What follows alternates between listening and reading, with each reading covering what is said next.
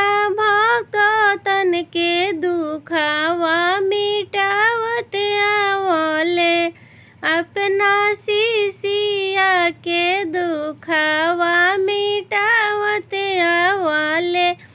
भोला झोली मिलियले भभूति उड़ावत आवले, भोला झोली मिलियले भभूति उड़ावत आवले।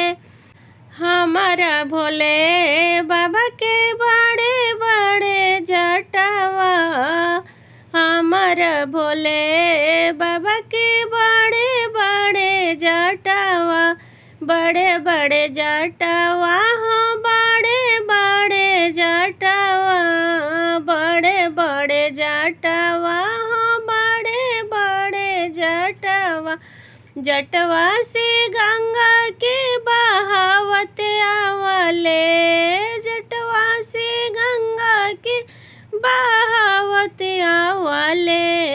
भोले झोली में लिहले भभूति उड़ावत आवले, भोले झोली में लिहले भभूति उड़ावत आवले, उड़ावत आवले हो उड़ावत आवले, उड़ावत आवले हो उड़ावत आवले।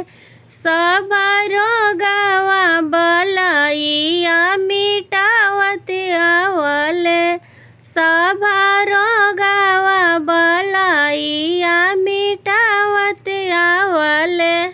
भोले झोली में लिहले भभूति उड़ावत आवले, भोला झोली में लिहले भभूति उड़ावत आवले।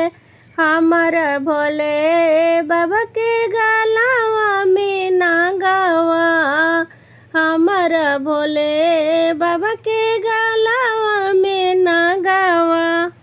कानवा में बिछुआ लटकावत आवले, कानवा में बिछुआ लटकावत आवले। भोला झोली में लिहले भभूति उड़ावत आवले, भोला झोली में लिहले भभूति उड़ावत आवले। पहिरले भोले बाबा मिर्गा के छलावा, पहिरले भोले बाबा मिर्गा के छलावा, मिर्गा के छलावा हो मिर्गा के छलावा।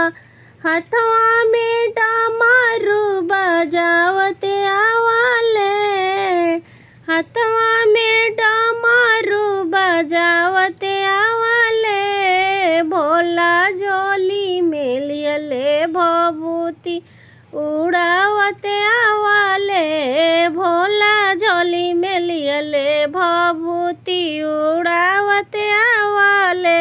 भोगावा लगेला भोला के भांगिया धतुरावा, भांगिया धतुरावा हो भांगिया धतुरावा। बसहा पगरा दौड़ावत आवले, बसहा पगरा दौड़ावत आवले।